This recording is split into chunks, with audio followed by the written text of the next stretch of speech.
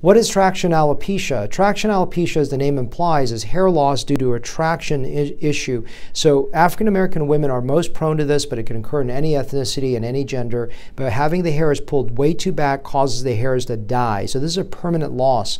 The great thing with this is a non-scarring hair loss.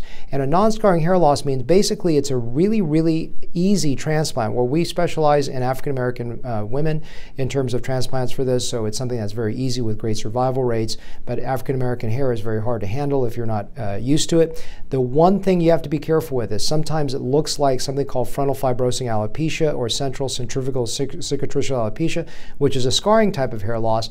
This is a woman that has what's called a fringe sign. You can see the residual hair in the front. That usually is an indication that there isn't this kind of scarring hair loss, which means that it's a non-scarring hair loss and a great candidate for a transplant in the right hands.